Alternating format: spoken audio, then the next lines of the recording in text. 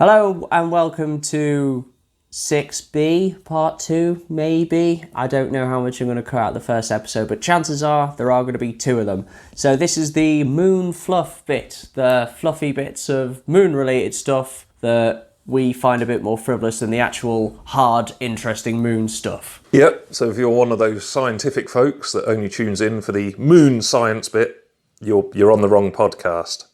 Yeah, listen to the one before this. Yeah, you've had your bit, now we go on to random nonsense. Because the previous podcast was not at all random or nonsense. But the reason why I want to keep this as like 6A and 6B as opposed to 6 and 7 is because there might be callbacks to what we talked about earlier. Don't know, haven't recorded it yet, but chances are they will be.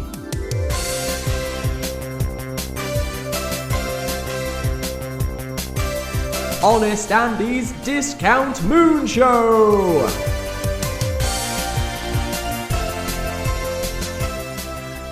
So, without further ado, let's start off with some feedback of what happened to Andy's Robot Wars arena. Yes.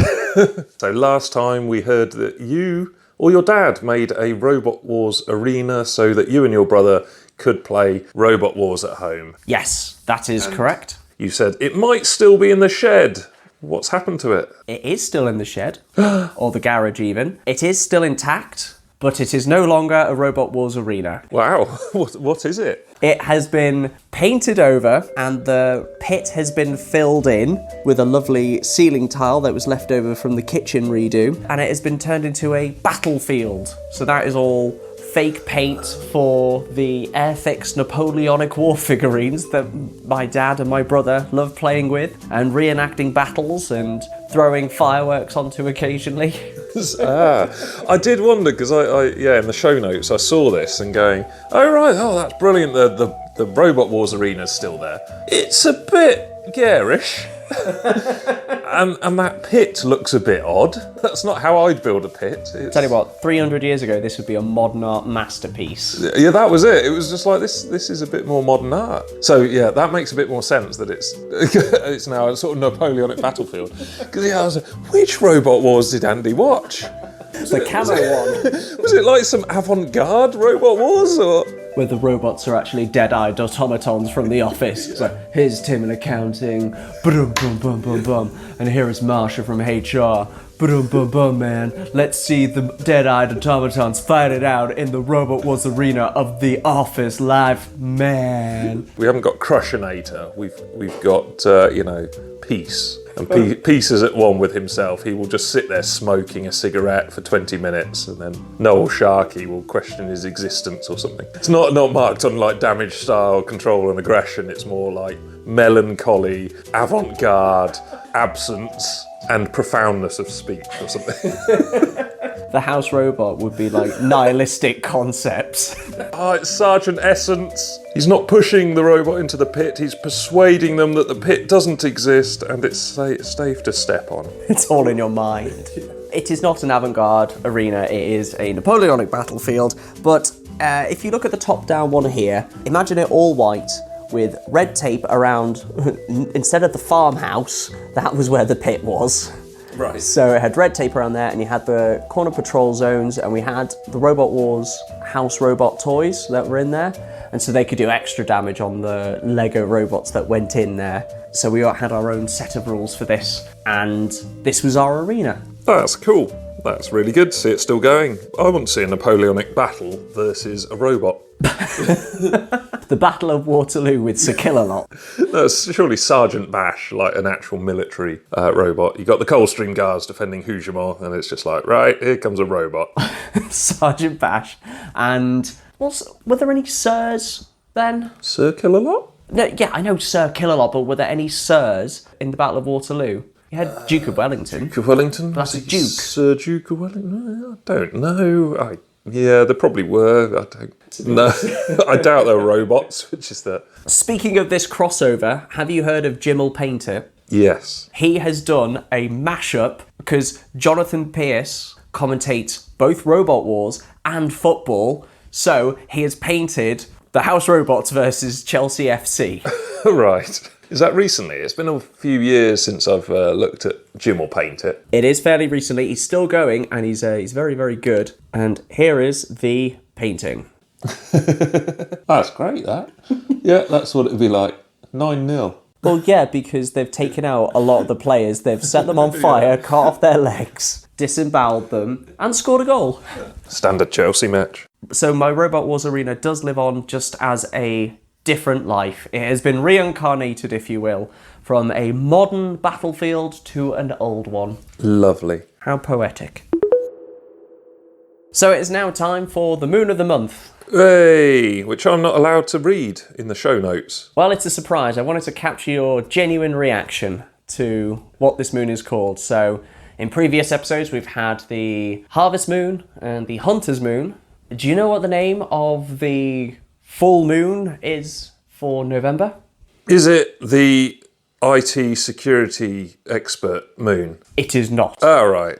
It is, in fact, the full beaver moon. Okay, yes. That's fantastic. Nothing funny about that No, name? there is nothing funny about full beavers. Do any of the other animals, whatever the animal, the wolf moon, are they given a sort of fullness state? Like the half-full wolf? Or... Oh, no, it's just called a beaver moon, but a lot of the papers would be like, oh, it's the full moon, but it's the full beaver moon. Oh, has this been reported? Sorry, the reason I ask is like a newspaper's genuinely saying this is an article, this is news. Every month, the Express comes out with, oh, the best place to see the harvest moon, best place to see the full beaver moon. Wow. Imagine being that journalist. In fact, that's not even a journalist. You could script that. Absolutely. Yeah, and better yet, recycle last year's. Yeah. Hey, everyone, it's November. Next article. I mean, that's broadly what they're saying. Yeah, pretty much. Okay, so sorry, because I thought, occasionally you get like a blue moon, which is genuinely rare. Oh, like a super black wolf moon, for example. Like at least like stack up 6 things on it and then do an article, as opposed to this month there's a moon. Yeah, that's exactly what it is. Which is rubbish. That's not an article. Well, did you see the full moon last night? Oh, yeah, I did actually. No, you didn't! Did I not? You fool! You were tricked! Was that gone then? It was 99% full. Okay, right. It was 100% full at 1:30 p.m. today. Oh. During the day. No wonder I felt slightly sort of unfulfilled during the day. I didn't want to be all like, actually, about it, but I read that as a line in the article and thought, oh, what? You sad, sad man. It's a full moon, okay? Full enough. Yeah. It's full enough. Why do you think it is called a beaver moon? Is it because beavers are building dams in November? Do they do something in November? Do they come out in November? Trick-or-treating? Not quite trick-or-treating. They celebrate Guy Fawkes? I'm going to guide you through this. What do a lot of animals do in the winter? Hibernate. Okay, so beavers will start to hibernate now. What could you do with a beaver? Put it in a bin. Set fire to it. Put it in a letterbox, and like you've opened a whole can of worms here. I'm going to close that can of worms and rephrase the question. As a Native American with no central heating, what are you going to do with a beaver? Oh, can you make a hat or something? You can make clothing out of it. A hat is a piece of cloth. You can make more efficient clothing than a beaver hat. I'm just happy with a hat. Okay. Well, you'd freeze during the winter. Yeah. Your head would just be... got a beaver hat. What's Uncle Rick doing? Just leave him. I'm not naked, I've got a hat. And I've got the tail covering the main bits. So, it's called the beaver moon because this is the time that you would set beaver traps before the swamps froze over and the places where the beavers would set the dams froze over and the beavers hibernated. So you could trap the beavers, kill them for the food, and use the fur to make clothes to keep you warm during the winter. I know it's cruel to kill beavers, but these are the Native Americans, there's a lot of respect for nature, they use every part of the animal, blah, blah, blah, blah, blah. Well, yeah, to be fair, there wasn't industrialisation and Yes. an ample supply of clothing, so yeah. Well, thank God we fixed that for them. Oh, yeah. Do you want to know the alternative names for the beaver moon? Oh, right, yeah, is it, give up, is it like Diamond Moon or... They're sensible names. Chicken Moon or something. Right, yeah, go on then. They're sensible names. One is known as the Frost Moon. Yeah, that makes sense. You'll probably get the first frosts in November. Exactly, so Frost Moon makes sense. Or, I quite like this one, the Geese Going Moon. The Geese Going? Yeah, because the geese are flying south. Yeah, that's quite a nice one. I like the use of a verb in there as well. You know, not the frost coming moon. The frost just is a noun. It could be David Frost, and they're like really, really keen on... Frost on Sunday. No, Frost. The Frost Report. David Jason is like... Oh, A Touch of Frost. David Frost did not star in A Touch of Frost. That's what I'm confusing as. David Jason starred in A Touch of Frost, and I've conflated the two. So Del Boy Trotter did not get Richard Nixon to confess to the Watergate scandal. That was David Frost. I've conflated some major events in history in my head. Sorry about that. That would be epic, though. Right, Richard. Right, got you dead to rights now. Get Boise in there. Marlene? Put Nixon down for an hour with Trigger and just calling him Dave. You're right, Dave. Did you rob Watergate, Dave? The last time. It's not Dave. It's Tricky Dicky. My knowledge of Richard Nixon stems solely from Futurama and the film Frost Nixon. Cool. Which is by Ron Howard, who also directed Apollo 13. Full circle. Magic. We've got a crowbar in the moon somehow. Well, just did. I was also going to say Ron Howard was in Happy Days. He was. Which has nothing to do with the moon. There's days on the moon. There we go. There we go. And no wonder they're happy days. Although it's like Sunday, Monday, we've frozen to death. We're not getting to Saturday. Do you know how long days are on the moon? It's just the Fonz lying frozen on a motorbike on the moon. He tried to jump the shark and just launched himself into space. These are not happy days. So yes, the moon of the month was the Beaver Moon. The full Beaver Moon. And like we said, there's absolutely nothing funny about that. So I'm recording this right at the end when I discovered halfway through recording this podcast that my microphone was on the floor. So my audio is going to sound pretty terrible for a portion of this, and I'm very sorry for that. We didn't have time to re-record it, so please accept my tinny audio for a couple of minutes. Thank you for your patience. You're all very wonderful. Very local moon news now. Yes, very local moon news indeed, which is usually...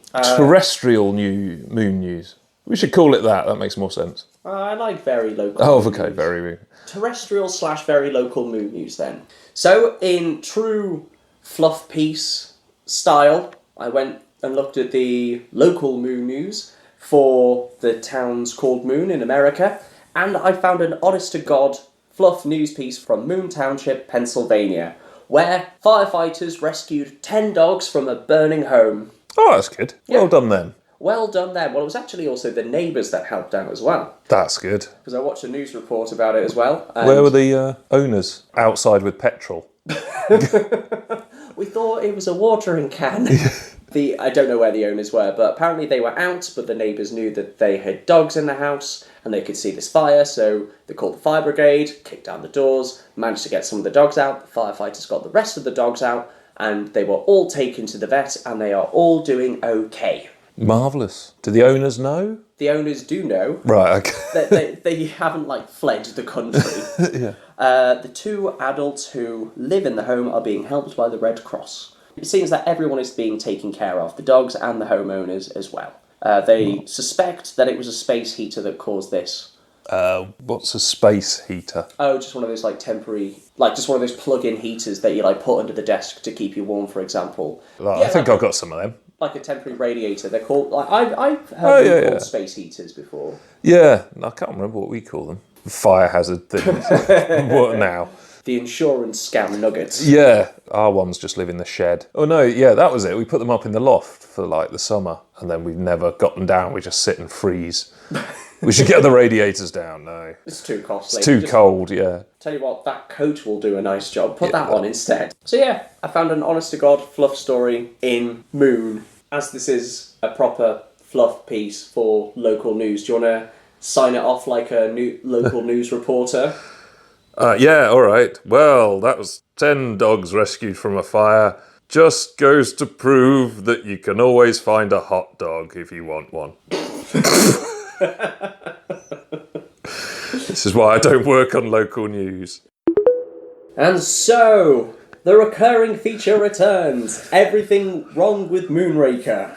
So we're going to look from 8:50 onwards, and this is the scene where Bond enters Q's office and basically has the briefing and the plot explained to him for what he's going to be doing for the rest of the film. Yes. And so if you've not heard this before, we just go with stuff that's scientifically wrong, not necessarily cinematically wrong. Yeah, the scene's only 2 minutes, so there's not going to be a lot going wrong. And even if there is, we're not going to be pointing out that, that lampshade was on this angle, and then if you look from here, it's clearly tilted or a different colour. We're not going to... Although we did manage to spot, I spotted a few things and said, oh, this is wrong, and then you've added a few more to the list. And then we just rewatched it again, just to remind ourselves, and I've added a few more things. The first thing I've added is, the scene opens with M, the head of MI6, the Minister of Defence, and Q just sort of wandering around a room. They're just waiting for Bond to turn up. I very much doubt this would happen in real life. If the Minister was turning up, you would be in the room first. In fact, if you were briefing an agent, the Minister need not be there. The Minister would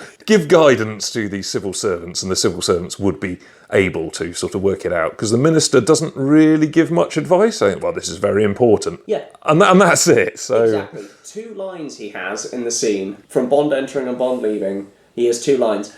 You could assume that he has briefed M before Bond has arrived, so M is just like they're just kind of distilling it for him. You could do, but yeah, the thing is, though, broadly it would be the civil servants briefing the Minister of Defence. Yeah. Saying this is what's going on, this is what we know, this is what's happened. It wouldn't be the Minister of Defence, presumably, would say, yeah, this is important. But there would be a briefing going on, as opposed to, Minister, should we just sit around in silence whilst one of our agents turns up? He'll be here in a minute, The main character will be along any minute now. Yeah. I think M was actually reading a newspaper or looking at some papers. So it's like, yeah, Minister, just sit yourself there for a bit. We'll. Minister of Defence got nothing going on in the 70s. That was it. It's just like notoriously peaceful time. Yeah, I'm not the head of the civil service or head of a department by any means, but I very much doubt if a minister turned up to your department and you said, "Well, we've got this meeting with a member of staff. Can you just wait there, Minister? They'll be along in a minute." I doubt you'd get away with that. You would probably have other things to talk about as well, like budgets or anything, like what is going on in your department. You wouldn't just be sat there in silence. Yeah. Oh, we only do one thing in this department, and we've just got to wait for the guy to turn up. So before we carry on with this deep dive, let's just quickly recap what M and the Minister actually say to Bond. Yeah, go on then. In a nutshell, they basically say, oh, Moonraker's gone missing, you've read about it in the newspaper, but we suspect it's been hijacked in midair. We think Drax is behind it, he's in California, you should go out there. Well, that's it. They don't even say he's in California. Bond says, I happen to know the manufacturer of this is the Drax Corporation in California. So he's told to investigate it, and he says, right, I'll go to California and the Drax Corporation. Yeah. And that's literally it. It's like, that's good enough. That's, it's like if someone said, well, go and investigate 9/11. It's like, well, the planes were made by Boeing. I'll head off to Boeing. Right. I'm off to Carcassonne. Bye. Yeah, it's just like, what? Hang on. So one, it's a very loose brief as to what to do. And also their evidence is a little iffy. They say, we found wreckage of the 747 that was carrying the plane in the Yukon, but there was no trace of the shuttle on it. Yeah, so we saw in scene 1 the shuttle launch, much to our Skepticism. So the Yukon is in Canada, and looking at NASA locations in the US. Yeah. So it's come from NASA to the UK, and it's got to fly over the Yukon. Okay, so is that possible if there's a direct route? And it kind of is, if possibly there's a NASA thing in Alaska. There might be. There might be a military base in Alaska. In fact, there definitely will be a military base in Alaska. But moving a shuttle up there, slapping it on a plane, and then taking it across the Yukon is a waste of fuel, a waste of time, when you could just go from Cape Canaveral in Florida or California on the equator, and nice and easy to get to the UK from, not across treacherous mountain ranges. Yeah, so that noticed that was a bit odd. But they found out pretty quickly that it crashed in the Yukon, which is okay, fine. Oh, and they've got... I do have something to add about that footage that I found a little... Like, you might be able to fill me in on this. On the screen, it flashes up most secret. Yes. Shouldn't that be just top secret? Yes, it should be. Because most secret just sounds like, oh, this is really important, but is it like top secret? Yeah. Is it like very important secret? Like, don't tell anyone. Like, it's most secret, Tarquin. Yeah, well, that most secret was a legitimate protective marking. Right, okay. It was, I stand corrected. According to Wikipedia, which is right, it stopped in 1942. Then why is it in this 70s? Well, that's it. So part of me, because I deal with security a bit in government, wouldn't be surprised if like someone sort of said, well, we've hard coded it in, so it says most secret, and it'll cost us to go back to the supplier and change it. Right. However, that it's unlikely they built this video system before 1942. Let's be honest. So it was called most secret before 1942, but they changed it to align with the Allies during the war because everyone else kind of used top secret. And just for those people that like protective markings, you can go to Wikipedia and see everyone's equivalent protective marking, and it's quite, I don't know, I find it funny / stereotypical, where you got like, say, Britain, America, Canada saying top secret, and then you've got another nation going top secretio, sort of, or secretio speciale or something like that. It's like the Fast Show has done protective markings. Is it this? Yeah. Germany has many, many different... They've deviated massively, and they are all in capitals, so just imagine a German shouting at you, Geheim! For secret, or in Ecuador, secreto. Yeah, that's it. It's just secret with an O on the end. So there That's also their language. Yeah, no, alto secret. As someone in the know, it just made it humorous. Yeah, it is amusing, because I keep thinking of the Fast Show going Scotcho and stuff like that. When we were learning Welsh in high school, because born right on the border between England and Wales, everyone spoke English, but because it was a Welsh school, everybody had to learn Welsh. So we came up with Welsh 2, which was just ER at the end of everything. So it's, hello, EO, I am speaking EO, Welsh-EO, 2-EO, to you-EO. Probably catch on, I think. I'd like to think how's your Welsh now? Abysmal. Like I know the odd phrase, and I can sort of pronounce long words, like the big long train name. Can you say, there is a laptop computer on my table? No, but I do know the Welsh word for computer is cyfriadu. Cyfriadu? Yep. Why? Don't know. Most of the time, like the Welsh word for radio is radio. Yeah. Did the Welsh invent a computer? No. No. Do you know what the Welsh word for ironing board is? No. Board smoothie. Is that a genuine one? It's not like the microwave is poppity ping. That's a colloquialism from ping oven, but it is adopted and it just kind of spiraled out of control. But board smoothie is a legit thing. Board smoothie. But I mean, yeah. Back to everything wrong with Moonraker. So that was something that was not wrong. Most secret is a classification. However, it was the wrong period for when it was shown in the film. Yeah, so it should have been top secret. Which I didn't know. I just thought most secret seemed a bit weird. It's very old school. Yeah. It's most secret.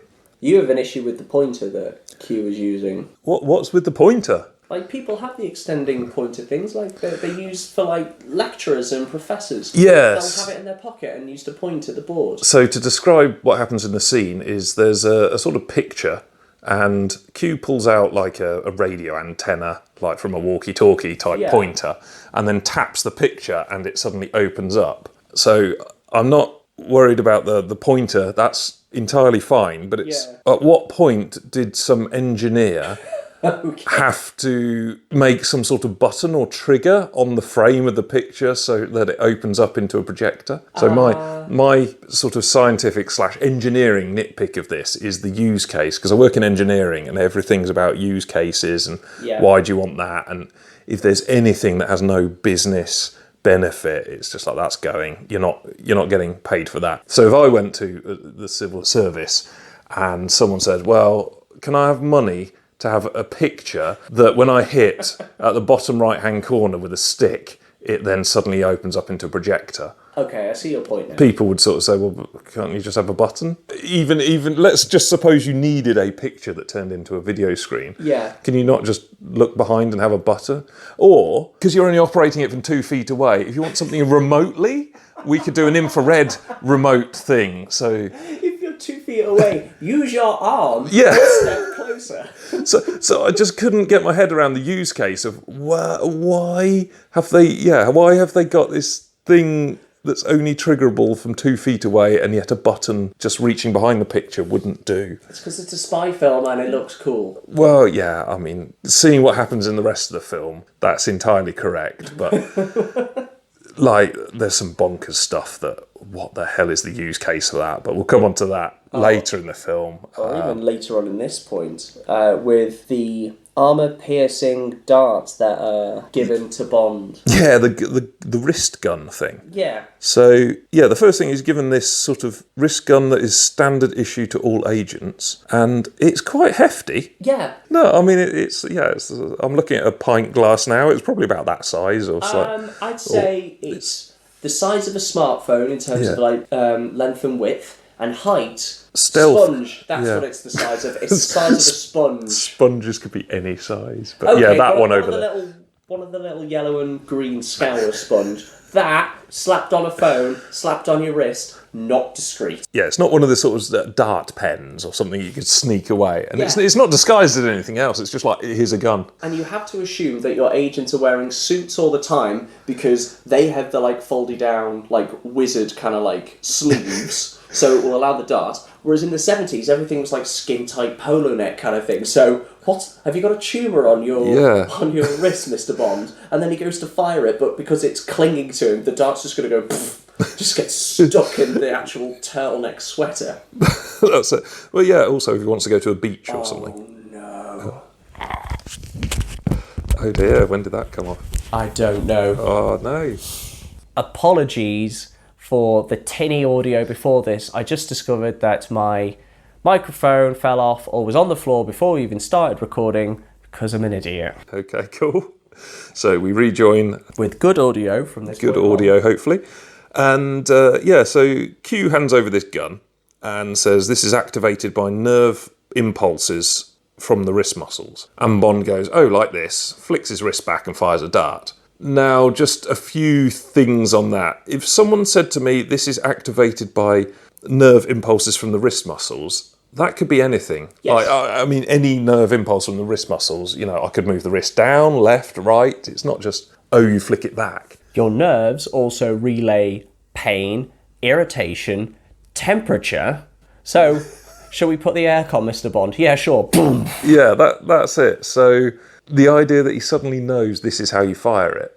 Also, just military part of me says you don't just hand over a weapon, one that's loaded, to someone, and train them in it at the same time. You have a training course, and the first thing you do is sort of teach, right, we're going to put all live ammunition nowhere near the classroom. We are going to do NSPs, normal safety precautions. If you find the weapon, this is what you do with it. This is how you load and unload it. And these are the characteristics of this is what its range is. And this is how dangerous it is and all that. You don't just hand someone a loaded weapon and expect them to know what to do with it. Especially when there's a flipping minister in the room. You don't, and you don't do it in an office. You do it in a classroom, or if there's live rounds, you do it on a range. Yeah, and not only that, he fires it, and then straight after that, Q then goes, okay, 5 blue-tipped, armour-piercing darts, 5 red-tipped, cyanide-coated, causing death in seconds. Armour-piercing darts, those are like semi-explosive, right? I looked into this. Carry on with your trade. In the film, they are. But the point is, he doesn't know if they're explosive. He doesn't know what they are. It's just like, oh, the darts, boom, fires it straight away. What if they explode? Yeah, that's it. In this film, the armour piercing is explosive. 1 in 2 chance that he just happened to look out that it was the cyanide one. And it's the good job that Moneypenny didn't walk in halfway through like, here's the tea, minister. Boom. That's it. So, yeah, I did have a look at armour piercing because I was like, well, armour piercing, it works slightly differently for bullets and tanks because how you do an armour piercing on a tank is very clever. And there's lots of sort of countermeasures and countermeasures and stuff. But broadly on a bullet, you just have to armour pierce, you have a very strong sort of tungsten slug inside the bullet. So it's not necessarily explosive. Whereas on a tank, to pierce, you do shaped heads and use explosives. But on a small bullet, you just do a very, very heavy bit of metal that you put as much momentum in as you can and send it through the armour. But this is more body armour rather than tank armour. You're trying to get with a bullet, which is fine, good weapon, okay, good. Then you've got poison darts, so cyanide, and I'm thinking, well, why would you do that? Because if I'm shooting someone and the idea is I poison them in 30 seconds, presumably I want them dead, okay, that's my use case, I want my target dead, fine. Why don't I just use armour piercing? Because that will kill, and if I've got 30 seconds and I've shot them, armour piercing will do enough damage, surely as well. And what situation are you going to be in where you have the armour piercing or just the wristy dart gun, but not your actual gun? Because going through a metal detector it'll detect the wrist gun as well as the actual gun, so both will get taken off you. I can't think of a single situation in which, obviously the film comes in some convoluted, bonkers way of shoehorning it in, thanks to Psychic Q. Yeah, that's it. It's one of those. I can't remember what the trope is, the film trope where they happen. Eddie Izzard does a wonderful bit of just like Q is psychic. Yeah, the sort of trope in the films, like here is a thing that you will just happen to need. Yeah. One of the things that does bother me about the wrist gun is that you need to reload it every time you fire the dart. And the darts come in a separate little pocket case that you have to keep on you at all time. If only you had, say, like the darts or bullets stored in the handle of the vessel you're using to fire them. Like a gun. Yeah, that's it. You're taking around... If you've ever come across like a Derringer gun, which is quite a small gun. I mean, it's... Oh, yeah. They're pellets, basically. Yeah. You could modify that in a similar way, make it as big as you want. But so this is a very weird sort of engineering-wise. It's like even if it worked, its use case is very weird of when you could and couldn't use it. Its use case is virtually non-existent unless you're in a centrifuge powered by a madman. What's this you've written about? Q gives him a discerning look. Q gives Bond the dart gun. He then, as you pointed out, shouldn't have done this, but he just fires it straight away. He now knows how to use it. Q then goes, here is the other stuff, off you go. Bond has his brief, he has his equipment, leaves the room, and Q shakes his head like, oh, this Bond, what is he like? He's just doing his job. You've given him a brief, you've shown him what he needs, given him the equipment, he has tested it to make sure it worked, and now he's off on the mission. Why are you shaking your head? You gave him the darts in these conditions. He might be just shaking his head at, like, the state of MI6. Seriously, we're using live rounds during testing. We've got a minister in the room who's just sat silently watching all this. We're just exposing unprofessionalism to our paymaster. So maybe it's actually a very valid reaction, just not to Bond. Oh, just to like, how did my life come to this? Yeah. I've just opened a picture with a stick. Yes, I guess. It's just something that kind of stuck out to me. It's like, but you gave him the dart gun. You've told him what to do. Why are you shaking your head at him? After seeing this scene, why do they need to find the shuttle? Yeah, because they've lost it. Yeah, but why is it important that they find it? Yeah, I mean, it does presuppose it's still around and that it's not just detached itself and flown off to a different location of the Yukon slightly and just they haven't found the crash site yet. Yeah. Why do they need to find it? Because it's the plot. Okay. Well, you would be if you lost a shuttle. But the other thing is that you can track stuff in space. So absolutely. If you saw a shuttle launching, not everywhere's covered by radar, But if you saw a shuttle launching, you could track that and you would see it, because it's like you can track small bits of debris kicking about. I think you could track down to 5 centimetres. Yeah, I don't know what the technology was like back then. Well, you have a register, and everything over 5 centimetres in space has to be registered, so you can track it. Is this everything outside of like a space station? Or something? Everything at low Earth orbit. Yeah. So everything that and above, you need to track to be able to make sure that it doesn't collide with the space station, because this has happened before and it has put like a huge dent in it, and it can cause catastrophic events if there is a collision, because these things are whizzing around like 60,000 kilometers an hour. They're like ridiculously fast. This is actually exemplified perfectly, not in that stupid film Gravity, but in Thunderbirds, which did it in the 60s. It was a brilliant episode called Ricochet, and it's about a pirate radio station, but the radio station is on a pirate satellite. Cool. Orbiting the Earth. So they're like, oh, this is our pirate radio station, and they have these two guys on the actual thing, but because it's a pirate ship and it's not registered, it's just like going around the Earth untracked. It's not on the register. Are they literally on the satellite or in the satellite? Two people are on the satellite. That's epic. Yeah. So you have. Have they like built a satellite and it's like, yeah, and we're going to go up in it? No, seriously, we've got enough technology just to set up a rebro station. No, we're going in it. Yep. Right. So they go in it, an unmanned scientific payload rocket is launched, and because that's on the registered, because it's a registered thing going into space, they're like, oh, we've checked the path, there's nothing coming, but lo and behold, what goes into the path? Oh, it's the pirate radio station with people on it. So it collides with it, scientific payload is destroyed, that throws the Ricochet pirate radio station off orbit to the point where its orbit is decaying, and it's going to actually re-enter the Earth's atmosphere and could end up in the ocean. No, it's going to collide with a huge oil refinery in the Saudi desert. Right. So, international rescue have to go and save him. Oh, cool. And it is a brilliant episode. Cool. I do want to see that pirate radio station, because I'm guessing that is it like a 1960s look at these hippies? No, actually, they're not hippies. They're kind of just like high-flying radio DJs, just like, hey, look at me, I'm Rick O'Shea.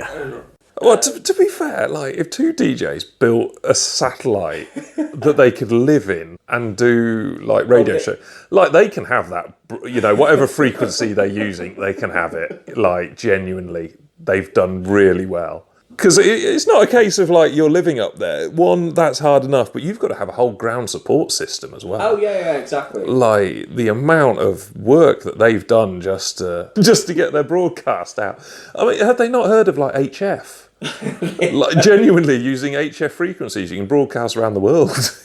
I think Thunderbirds is set in the year 2168 as well. Is it? Oh, right. So it's a bit redundant at this point. So this is like the equivalent of a podcast. Like we can broadcast to the world by just recording our voices and uploading it. Whereas in 2160, it's like going to be normal for people just to build their own satellite and orbit the Earth for a bit. Yeah, exactly. The Joe Rogan satellite podcast. Lest you just do it from a studio. It was written in 1968 or 69, though.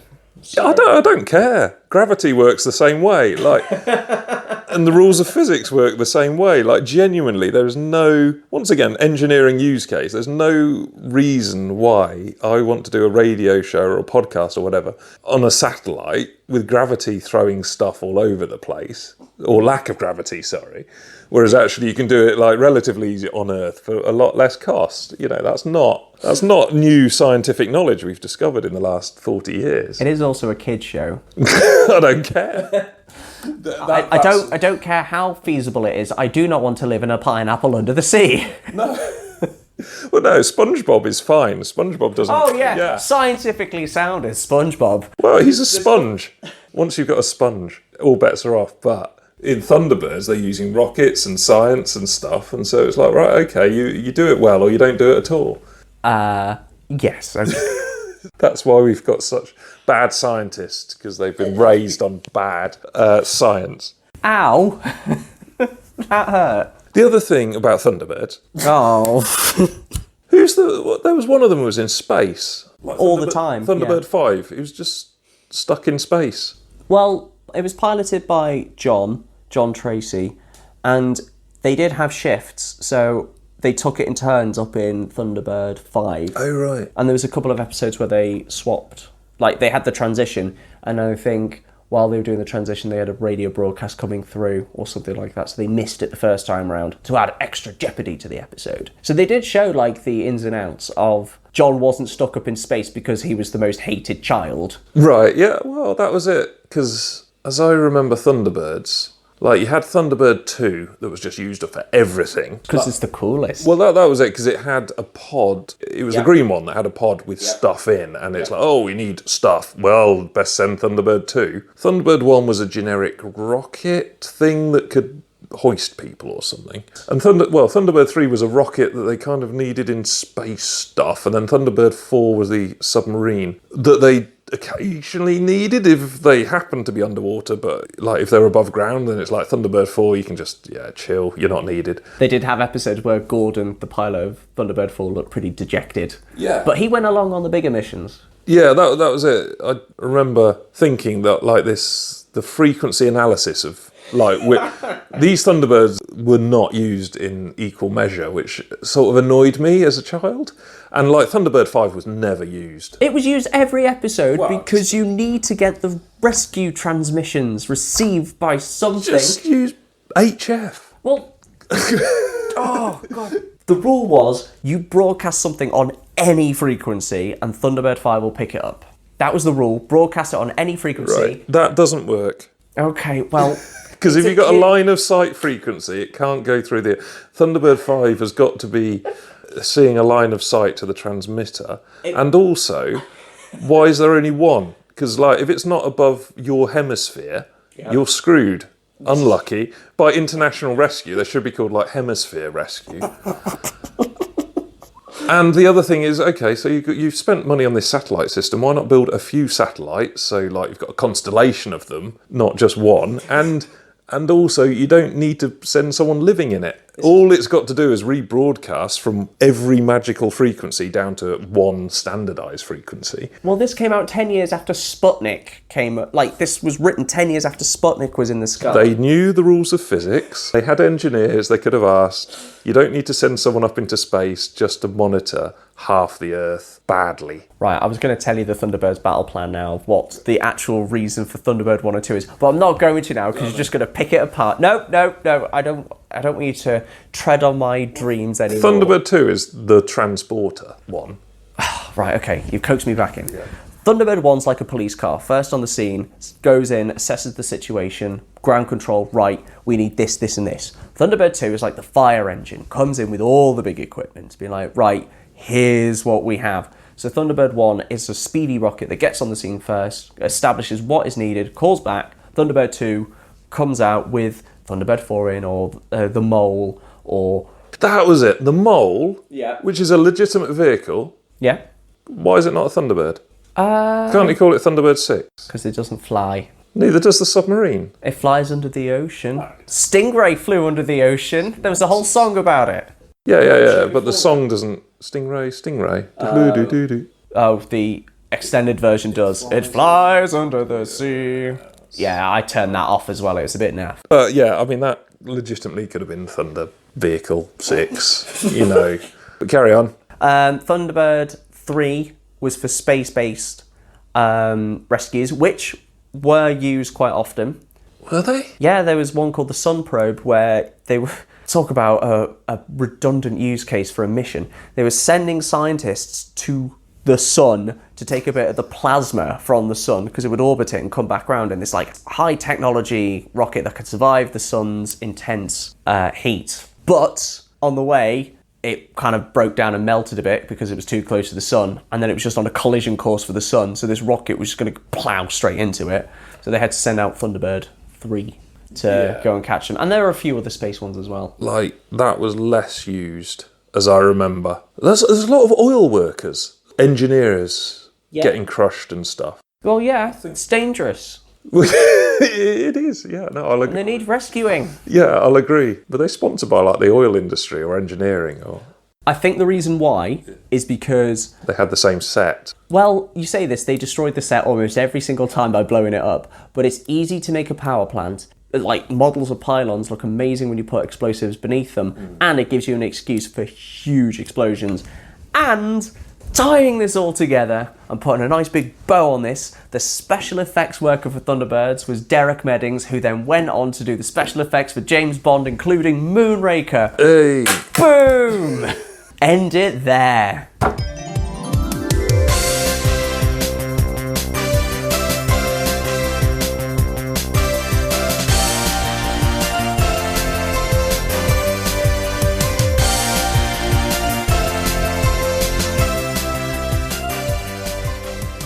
Why is UB40 still in there? Are they still going? Sure. Like, they were on... Bonus. Now 4 throwback. Oh, right, I was going to say, that's like... Flipping heck. They were on, like, now... Like, my older brother had them, like, now that's what I call music 2 or something.